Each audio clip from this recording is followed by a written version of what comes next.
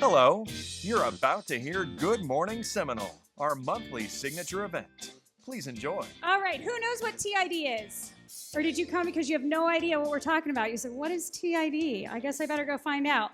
Well, we have an amazing panel of experts to share some incredible information with you today. But first, please welcome our moderator for today's discussion, George Diaz. He is a longtime Seminole County resident, a respected freelance journalist, and previously served as senior sports writer, columnist, and editorial board member for the Orlando Sentinel. Thank you for being here today. Welcome, George. Good morning, and away we go, and if things go horribly wrong, I'll make sure to get Rebecca back here to herd all the cats. Anyway, I'm honored to be here, and I'm mostly very honored to introduce our panelists today. We'll start out with Cunha, the Director of Office of Development, Economic Development, and Tourism for Seminole County Government.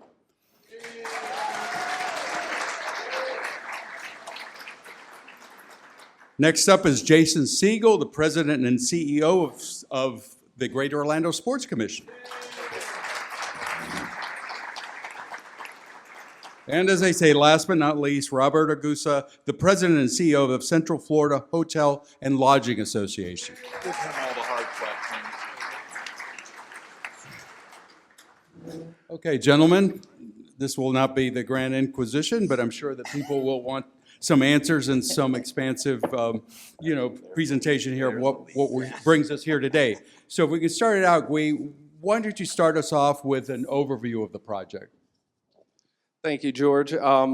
This is a question that the past 6 months, I think I've gotten 35 times a week. One of the things I always point out to is you can trace this project back decades for the indoor complex, the interest in an indoor complex amongst our hoteliers, commissioners, county managers, county attorneys. This project can go back pre-pandemic, can go back to the middle of the pandemic. There's various points that could be referenced in starting, but one continuous theme throughout the years has been the open-mindedness. And George, we were talking about this at the table. For a project such as this, it was humbling and surprising to see leadership from the commissioners, county managers, county attorneys, Robert, Jason, property appraiser, tax collector. So many different departments touched this project, and every single department had a mindset set in service. How can we help make this happen? And to see this in a community such as this, and I'm sorry for going off tangent here, was very impressive. Coming from Miami-Dade County, we're not accustomed to seeing this down south. So seeing this up here was a joy and very refreshing. But so this project, overview of the project, there's about 50 hotels in Seminole County, 36 of which have rooms of 60 or higher units, as defined by Florida Division of Business and Professional Regulations. Those are the hotels that mainly see the benefit from our sports tourism travel. In Seminole County, our team, amongst 1,000 other things, and super proud of the entire team that we have here, they track every single room night to the tournament. So they're after it, they're tenacious, they're always asking the property. So when we say that hotel rooms are mainly booked above the hotels with that 60-room threshold, we have the data backing. So it's not multipliers, these are actual data that we verified in-house. So we have, of those hotels, comes out to about 4,500 rooms that are assessed, this $1.75 assessment, that the hotels themselves asked through a petition to be assessed. A Tourist Development Council meeting about 3 years ago, the chair stood up and said, Frank Cirincione, who's retired from the Hilton, said, we want to explore funding opportunities for an indoor complex. We want to double down on sports tourism.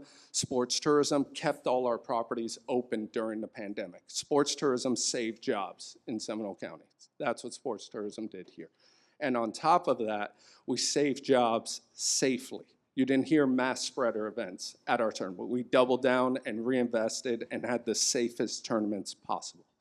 So the hoteliers petitioned and passed the petition Then we had county attorney, county manager, come together and agree on an ordinance that could be passed, that could be presented to our commissioners, and the open-mindedness of the 5 commissioners in Seminole County to even consider a brand new section of the code, a brand new ordinance to look at. The stars all aligned. So right now, we've already been collecting for the past 3 months. It's about rule of thumb, about $250,000 a month collected by tax collector and remitted to the county. It is on a per room basis, so a giant leap of faith by our hoteliers. And it is locked into the indoor complex and the debt service that may, through a bond, last about 30 years. So the hoteliers knew they were signing in for something that they may not see the end, and likely will not see the end of this assessment. So for 30 years, they would be paying into the Tourism Improvement District to fund the indoor complex. Are there any other examples that you know of where this is being done? So there are over 200 of them throughout the nation, but within the state of Florida, there's only one other one. It's in Ybor City. Vastly different.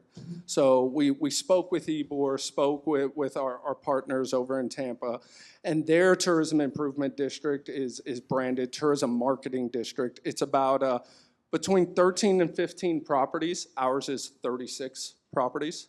They're looking at a $1.50 assessment. Ours is $1.75. Their term for renewal is every 5 years. Ours is 30.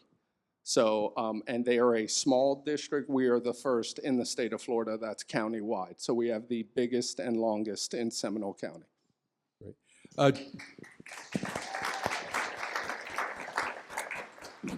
Jason, from a sports perspective, why is this needed? How long do we have? I don't know. Ask Alan. We got until 8:45. Alan, this may go over 60 seconds, pal. First, good to see Commissioner Herr, Commissioner Constantine.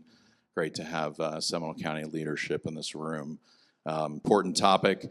It's at its core, simple answer, ROI, return on investment, proof of concept. Boomba Sports Complex immediately comes to mind. I wouldn't call it necessarily an arms race in our ecosystem. But there is a tremendous amount of competition around the country. Folks, for many years, this is, billions and billions and billions of dollars are being spent in youth sports. We're seeing it around the state of Florida, and we know that as the Greater Orlando Sports Commission is deeply engaged in the conversations within Seminole County, Lake County, Osceola County, and Orange County, with the growth and resident counts that are rising in our communities, there is a really interesting, delicate balance. And I think that this opportunity is very valuable because it's going to accomplish 2 things. You're going to absolutely be able, as you do at Boomba, you're going to be able to take care of the residents of this community who are first and foremost going to have use of a venue of this type. Secondly, you're going to drive economic impact because we are currently turning away business at a pretty rapid pace. So the opportunity to come into Central Florida, where you have tremendous resources, you have great leadership, you have terrific operators, which I know that Seminole County would put great operators into a venue of the type that has been discussed. An incredible hotel and lodging community. Robert and his team do an incredible job here in Seminole County. You have terrific operators of those hotels. It's ROI. You're going to have a significant return on investment for this community. You're going to take care of the residents. And oh, by the way, for the residents of the community who are currently having to travel outside of the state, for sure outside of the county, whether it's a high school state championship, the burden on those families to have to travel elsewhere will be alleviated because we will host those championships right here in Seminole County. You touched upon, Jason, you touched upon this a little bit, but just expand on what type of events we'd be looking at. Well, you name it. I mean, especially for an indoor complex, everything from volleyball and gymnastics and karate and taekwondo and the list goes on and on. I think that clearly, you know, there could be additional opportunities and many uses, everything from graduations, et cetera, but an event center of this type, this magnitude, especially knowing and seeing all the great examples of the great work that's been done across the country, you're going to have a little bit of a head start because you'll take best practices, you'll take what's been done in the past and incorporate that into some of the opportunities here.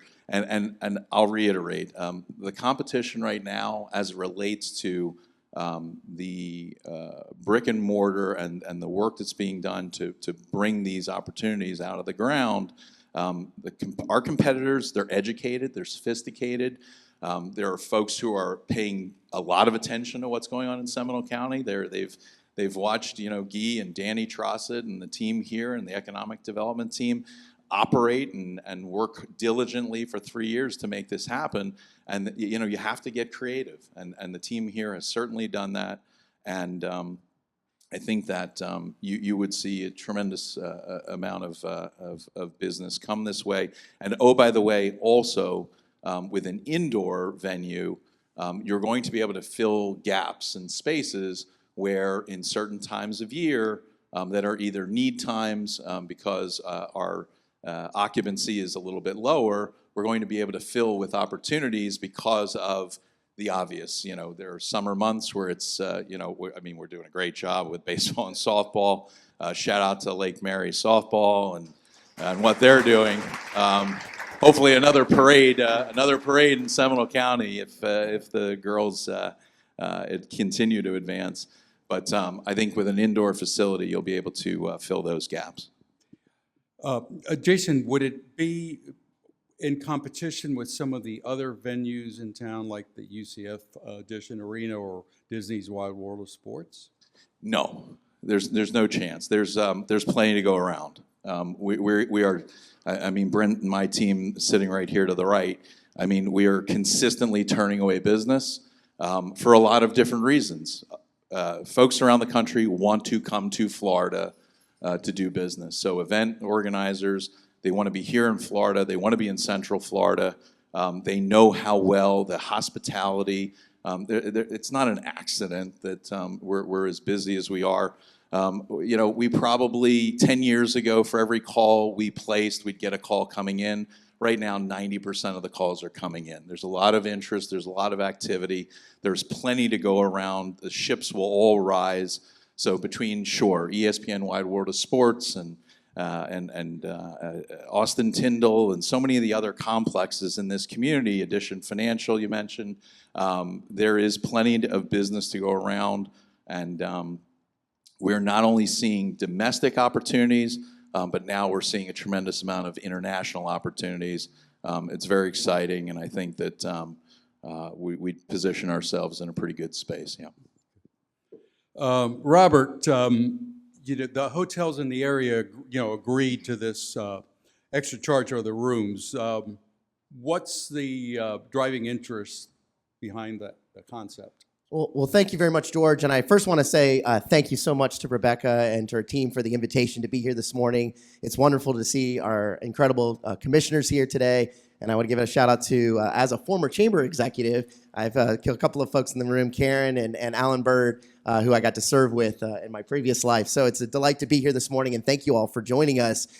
So the why, I want to kind of explain that because I think for a lot of folks in our community don't really understand A, how this is funded, and B, why this is necessary. And so Guy kind of talked about that from a hotel perspective. About 4 years ago, there were leaders of several of our hotels in the area who said, what's next? What's on the vision for the future of Seminole County? How can we capitalize on what we've started with our investments in Boomba Sports Complex, and what can we bring to the table? And so let me walk you through the two different funding components that exist out there. The first of which is the tourist development tax. So the tourist development tax, you may have heard, there's been a lot of discussions in Tallahassee about that tax. That tax is collected on every night that you stay at a hotel. Here in Seminole County, it's at 5%. that is a cap. The county cannot charge any more than 5%. That is set by the state and the state of Florida. Now, where does that money go? Well, that money goes to help fund Guy and his team to be able to market this destination here. And it's not paid for by any of you as the general taxpayers. That's all on the backs of tourists who come to our destination.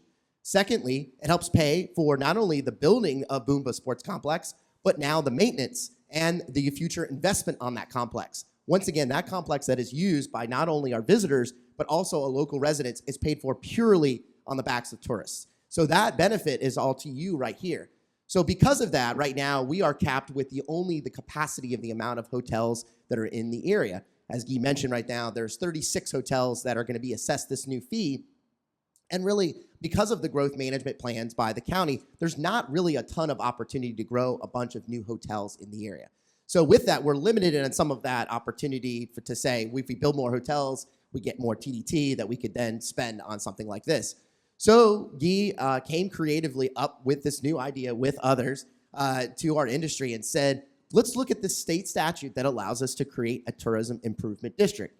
It's an additional funding source that's paid for purely on those who are staying at hotels.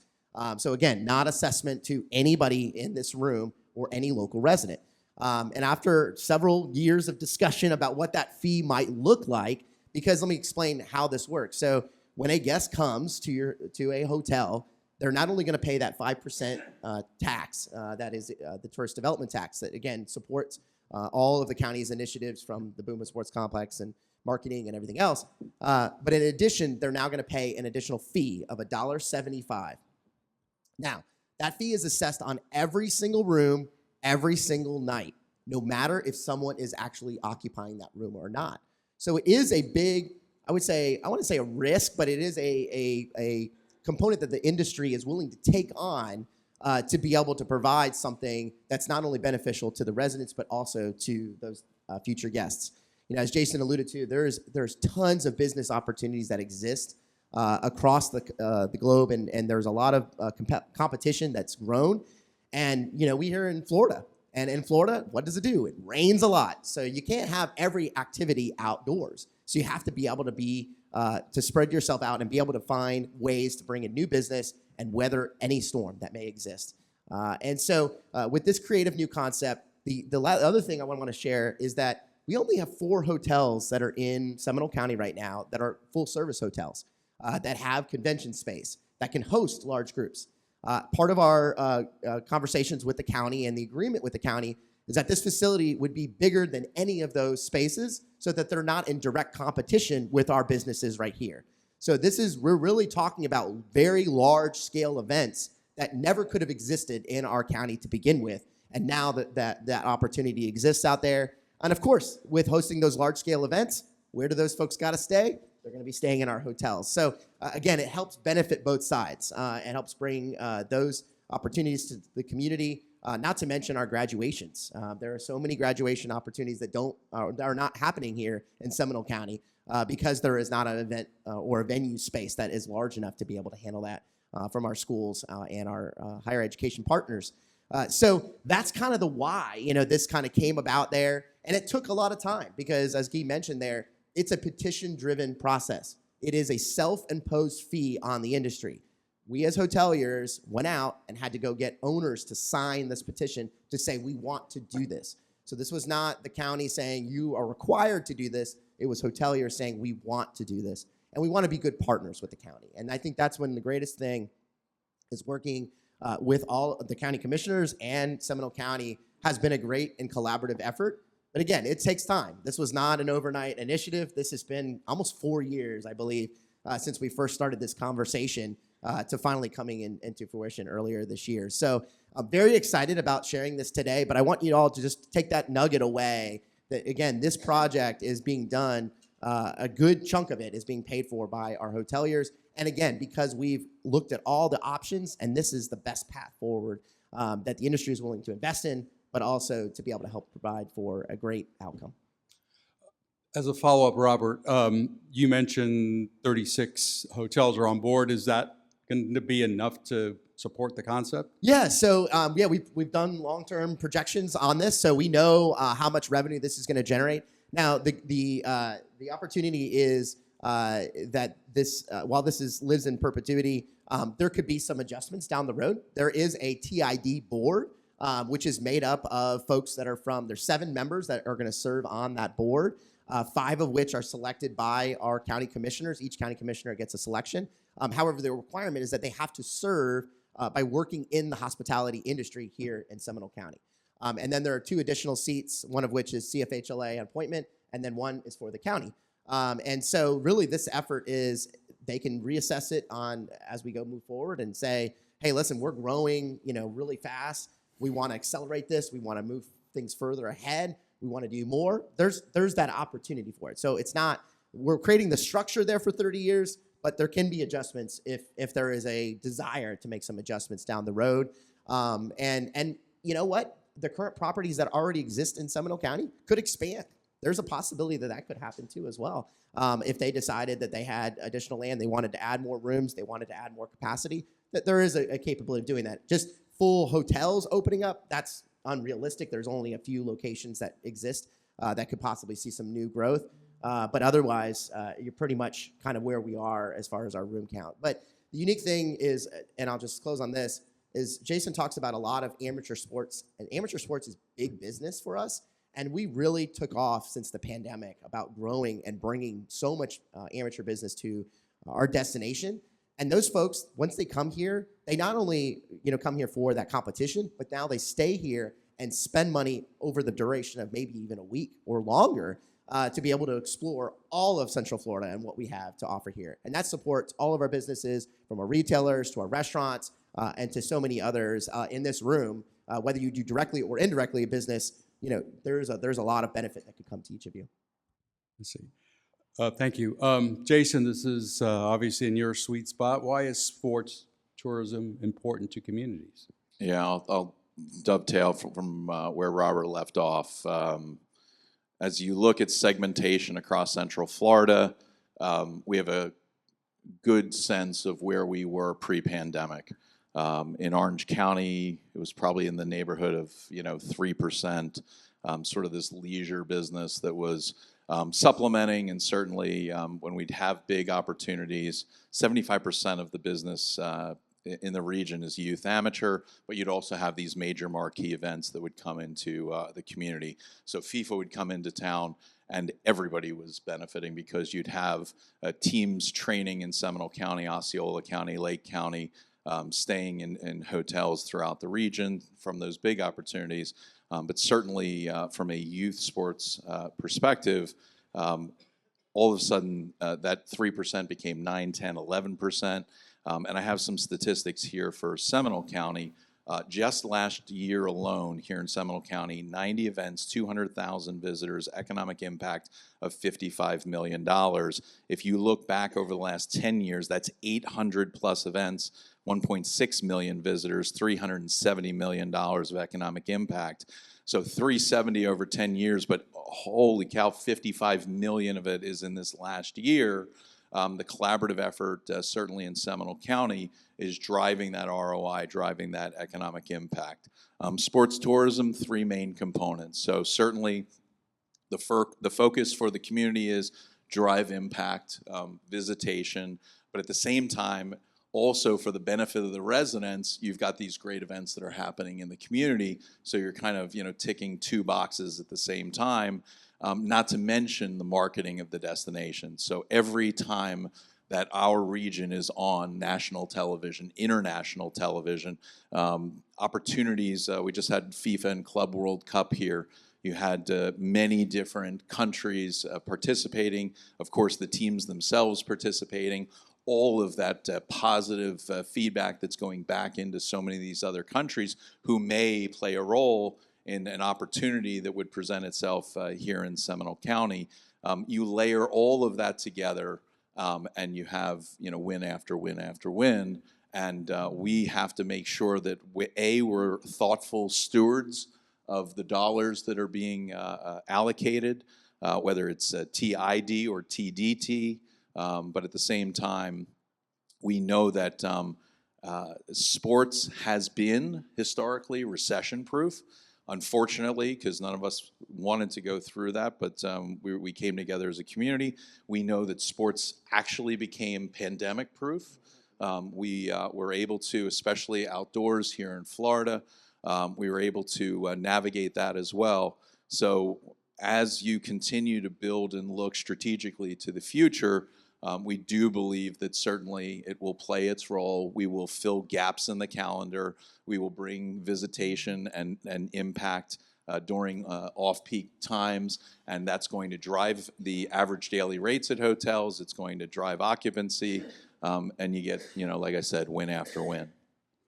Probably for Guy or Robert, as you well know, our friends over in Orange County for years have dealt with the issue of, why is this money being used for sports facilities and such? Is there a concern that there's going to be that similar type of pushback in Seminole County? That's a great question. I'll take that question from that, because it is sort of a political question that's been asked, and of course there's been lots of articles and discussion, and even this last legislative session, there was a discussion about replacing the tourist development tax, taking those funds and giving them to the county, but then telling the county you had to reduce property taxes. So inherently what you were doing is we were taking away the money that was investing in those facilities and the marketing efforts, and then what was going to replace that? There wasn't going to be any replacement. So now actually it would be detrimental to each of the counties across the entire state, not just Seminole County, but all destinations. The difference between the TID and the tourist development tax is this TID is basically protected from any changes in state law. This is now codified in place here. So even if there were any adjustments made in Tallahassee, it's protected. It's now existing in place for this duration of 30 years. And so that's the difference between this component and the tourist development tax. But what I will also say about the tourist development tax, just as an opportunity to share, is that the industry, we always hear about that the industry doesn't do enough. Well, this is a perfect opportunity of the industry taking a step forward and showing that the industry is doing well above and beyond of what it's already currently required to help be a benefit for the community, and doesn't come on the backs of our local residents. And so this is why this concept is something that we embraced and something that we wanted to be a part of. But again, there's always this money, and everyone looks at it and says, I want to take it for something else. But again, when you take it for something else, you're ending up losing out on the original intent. There's a good, we've talked about the Sadowski Fund for those who understand about workforce housing. And about a decade ago, when the Florida legislature went ahead and raided those funds, and now a decade later, we're sitting here saying, well, how do we help solve our workforce housing crisis? Well, it's because we took away the funds that were supposed to be spent on that at that time. And we keep sharing that same concept is at jeopardy if we make any of those adjustments to our tourism and our TDT taxes, as well as any other opportunities. So I would say that it's been a welcome change coming here in Seminole County, and a bit of positive step of working with the county and our commissioners on a collaborative public-private partnership. That's what I would say here, and I think that's been one of the exciting things about this project here. And my hope is that this gets word out to the community and why this is beneficial. And again, this is going to be positive for the community here. Right. You want to add a little bit? So just from the perspective standpoint, our hotel trends, visitor trends in Seminole County, I'm going to give everyone the data here. We have the highest occupancy percentage of any of the submarkets in Central Florida region. We have the lowest average daily rate. We're the most affordable county when it comes to hoteliers. One of the components that was not touched on, as visitors, you also do pay a sales tax on top of TDT and TID. So that also plays in. The intention of the TID was never to replace, was always to augment. Why do we augment? If we believe that every county is different and every county has a specific direction, a strategy, our friends over at Citrus County visiting us today discussing how, hey, short-term rental is a big TDT generator for them. That is not the case in Seminole County. It's less than 10% in Seminole County. Different for visit Crystal River and Citrus here. When you decide to take a broad brush to the system, you have negative impacts that a lot of times are the consequences are not accounted for. Here's a simple example. On the economic development team, we did a great job of working with our Orlando Economic Partnership, the OEP, to bring in the Bank of New York Mellon's expansion to unincorporated Lake Mary. With our partners, with the city of Lake Mary, with Brian, we're able to attract this expansion. Over 1,300 jobs, average salary over 100,000, feeds right into Seminole County's lowest unemployment rate in the entire region for the vast portion of this decade. Well, how does this tie into TDT? There wasn't a single dollar of local incentives used for that project. Not one. Bank of New York Mellon said, we're willing to leave Manhattan because the quality of life in Seminole County is worth more than any incentive dollar going elsewhere. When they reference the quality of life, sports tourism and parks and recreation and the trails and being able to raise their family in a community where they can play, that was a big component of it. Another point, the $5 million resurfacing that's going on at the Boomba Sports Complex in August and September, for the first time ever, as we've seen, I'm a parent, I bet a lot of us are here, it's hot outside. It's tough to be out there in those tournaments for 8 hours. We're actually getting complaints at some point that the rubber cleats may be melting. You don't want metal cleats on that playing surface, tears up the surface. So for the first time ever, we're going to have cooling technology put into the playing surface at Boomba for the residents, for the visitors, all funded through TDT. So the impacts isn't just marketing. In Seminole County, we're talking about a TDT collection on the highest end of $7 million. So how do we augment? How do we make it creative? How do we benefit both the residents and visitors? Thank you. Thank you. If one of you want to grab a crystal ball, what does this look like 30 years from now when the TID expires? So Tag, you're it, my friend. So this is cool because I like this. I know what's on your business card. So I like this. I'm pretty confident this is all yours, yeah. So a lot of variables here. A lot of variables. If we look back 30 years ago, that's 1995. And what has youth sports looked like there? 30 years from now, one of the things I think we definitely want to take a look at is transportation. Microtransit rollout in October is going to be a big play for sports tourism. We have a hotel that's opening up on Lake Mary Boulevard, the Comfort Inn. That's not quite our newest hotel. It's walking distance, but might not be as close walking distance, so microtransit definitely going to be making a lot of stops over at that Comfort Inn. Our three cities that have hotels, Sanford, Lake Mary, and Altamont, but our main banks of hotels, the most rooms are actually in Altamont and Lake Mary. So the microtransit component is going to play a huge factor. How is that also going to tie into advanced air mobility with our airports? What's that going to look like when the economic development team, where our team, we're listening to projects on electric vertical takeoff and landing, when all of a sudden teams, like the Jetsons, when we're looking at 1995, when you're actually looking at vertiports being built directly adjacent to the indoor complex and Boomba, and now all of a sudden our market just increased. So Jacksonville all of a sudden now is a hop, skip, and a jump away. Now we can look at markets such as Raleigh-Durham, North Carolina. That now is treated as more of a drive market with private equity investing in amateur sports now and the growth of amateur sports. What is that going to look like? The privatization. What's the revenue share model that's going to be? So one component we can look at 30 years from now, I expect the renewal of this will be a no-brainer. It's going to be tougher. It's going to be a lot more hotel rooms. There's going to be questions. But I think the success of the indoor complex will stand on its own just like the Boomba Sports Complex does. Well, and I think you also have, hopefully a repeat of what's existing now, which is when ECNL comes to town and local Seminole County soccer clubs get to participate in that opportunity. Think about FHSAA, the High School Athletic Association, was looking for a home for their softball championships. Hagerty, Geneva, Winter Springs, they didn't have to travel.